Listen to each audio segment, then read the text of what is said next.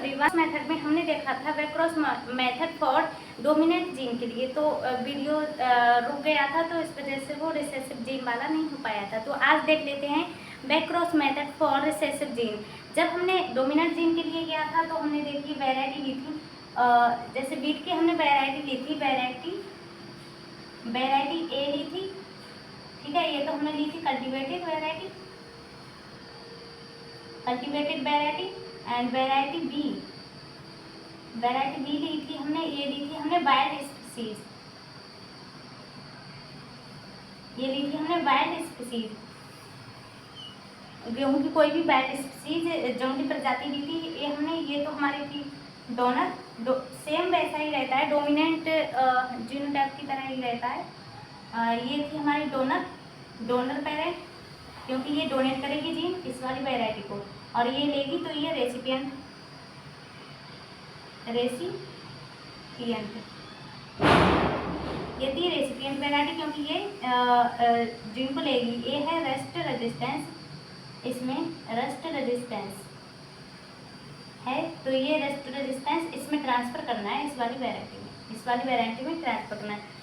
तो हमने यहाँ पे जो जीनोटाइप लिए थे वो तो लिए थे हमने RR, small r and capital R, ठीक है। जब हम डोमिनेंट के लिए कर रहे थे तो हमने यहाँ पे डोमिनेंट जीनोटाइप लिए थे। अब जब रिसेसिव के लिए करेंगे तो यहाँ पे क्या लेंगे, रिसेसिव को कैसे डिनोट करते हैं, स्मॉल RR से, एंड जो हमारी वैरायटी ए है पेरेंट 1, इसको कैपिटल RR से, ठीक है। ये उल्टा हो जाएगा, पहले तो यहाँ पे स्मॉल RR लिए थे, यहाँ पे कैपिटल R डोमिनेंट लिए थे, अब यहाँ पे कैपिटल मतलब डोमिनेंट लेंगे, और यहाँ पे रिसेसिव के लिए कर रहे हैं, इसलिए यहाँ पे हम रिसेसिव जीनोटाइप लेंगे।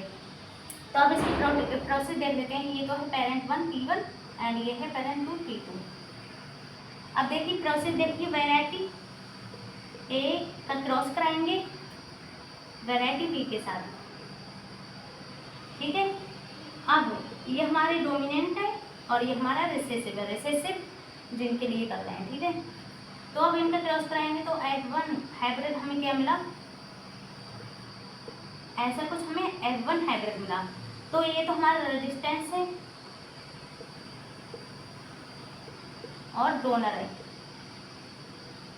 डोनर पेरेंट है, और ये हमारे ससेप्टिबल है, डिजीज ससेप्टिबल है, इसमें डिजीज लग जाते हैं, इसमें डिजीज पैदा होती हैं, ठीक है। तो अब जो यहाँ पे वैरायटी मिली, जो F1 हाइब्रिड में क्या होता है, डोमिनेंट जीन ही अपना एक्सप्रेशन शो करता है, मतलब वो रिसेसिव वाले को ढक लेता है, कवर कर लेता है। तो यहाँ पे ससेप्टिबल वैरायटी हमें मिली, ससेप्टिबल प्लांट मिली। तो ससेप्टिबल प्लांट तो हमें चाहिए नहीं, क्योंकि ससेप्टिबल तो हमारे पास था ही पहले से, जो कल्टिवेटेड वैरायटी थी वो डिजीज ससेप्टिबल थी। तो हमने वो किया, हाइब्रिडाइजेशन किया जब जंगली प्रजाति से, उसके बाद भी हमें ये ससेप्टिबल वैरायटी मिली जिसमें डिजीज लग रही है। तो हमें वो नहीं चाहिए, हमें तो रेजिस्टेंस वैरायटी चाहिए, रेजिस्टेंस प्लांट चाहिए। तो हम इसमें क्या करते हैं, सेल्फिंग कर लेते हैं F1 में,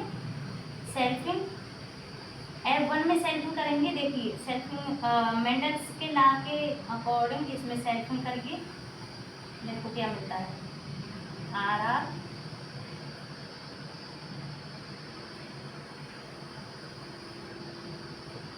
मेंडल्स के लॉ के अकॉर्डिंग हमने सेल्फिंग करी, तो हमें क्या मिला, 3/4 तो हमें मिल गई है। एक मिनट, हाँ, इसका क्रॉस और इसका क्रॉस किया और इसका क्रॉस कर लिया। अब इसका क्रॉस किया RR एंड RR, तो हमें 3/4 तो ये मिल गए। जो भी डिजीज ससेप्टिबल है, इनमें डिजीज लग रही है, और ये मिल गया हमारा रेजिस्टेंस प्लांट। ये क्या मिला हमें, रेजिस्टेंस प्लांट, ये मिल गया रेजिस्टेंस। तो इनको तो हमें रिजेक्ट कर देंगे, हटा देंगे, और इसको हम सेलेक्ट कर लेंगे, ठीक है। इसको सेलेक्ट कर लिया। अब देखिए अब क्या करेंगे, अब करेंगे यहाँ पे बैक क्रॉस, रेजिस्टेंस प्लांट मिला, अब इसका हम बैक क्रॉस करेंगे, ठीक है। तो वैरायटी ए के साथ हम इसका बैक क्रॉस कर देते हैं। देखिए back cross first, small R R, और वैरायटी ये हमारी कैसी है, कैपिटल आर डोमिनेंट है, ठीक है। तो फिर से हमें क्या हुआ, ऐसे प्लांट प्राप्त हुए, ठीक है।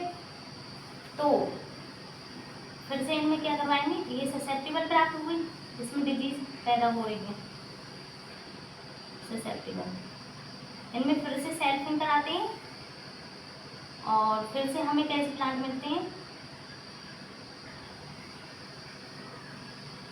एंड स्मॉल आर आर, ये है हमारे, इन दोनों को हम रिजेक्ट कर देंगे क्योंकि ये ससेप्टिबल है, ओके। और इसको हम सेलेक्ट कर देते हैं क्योंकि ये रेजिस्टेंस प्लांट है।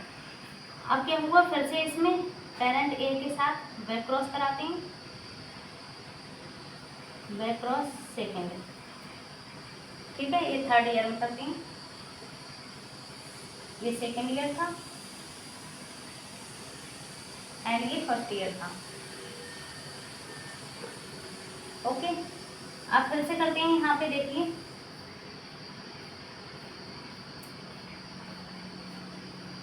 फिर हमें कुछ ऐसे प्लांट मिले जो ससेप्टिबल हैं और कुछ ऐसे प्लांट मिले जो रेजिस्टेंस है। अब रेजिस्टेंस को हम सेलेक्ट कर लेते हैं और इनको तो हम रिजेक्ट कर देते हैं। तो ऐसे करते जाते हैं, सेम डोमिनेंट जीन जो डोमिनेंट के लिए हम कर रहे थे वैसे ही हम करते जाते हैं। लेकिन इसमें क्या होता है, जब हम क्रॉस कराते हैं तो हमें ससेप्टिबल प्लांट लेते हैं, तो F1 में हमें ससेप्टिबल मिले तो एक बार तो हम क्या करते हैं, सेल्फिंग कराते हैं, फिर इसका बैक क्रॉस कराते हैं, बैक क्रॉस फर्स्ट, फिर इसका सेल्फिंग कराइए तो ठीक है, यहाँ पे तो सेल्फिंग कराए, ओके। यहाँ पे बैक क्रॉस फर्स्ट, सेल्फिंग कराते हैं, फिर बैक क्रॉस कराते हैं, फिर सेल्फिंग कराते हैं, फिर बैक क्रॉस कराते हैं, फिर सेल्फिंग कराते हैं।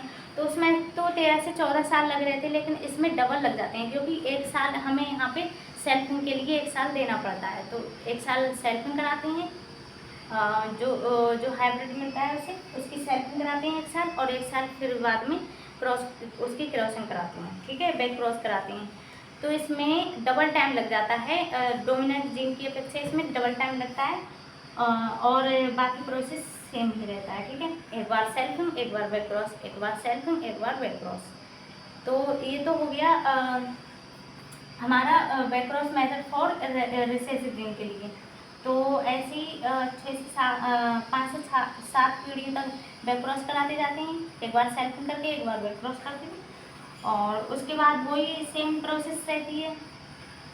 इंडिविजुअल मतलब इंडिविजुअल प्लांट को ग्रो कराते हैं, उसके बाद रो में प्लांट को ग्रो कराते हैं, उसके बाद मल्टी लोकेशन पे ग्रो कराते हैं, अलग अलग लोकेशन पे ले जाकर, और उसके बाद फार्मर को डिस्ट्रीब्यूट कर दिया जाता है, ठीक है। तो ये तो होता है back cross method for recessive gene के लिए, ओके।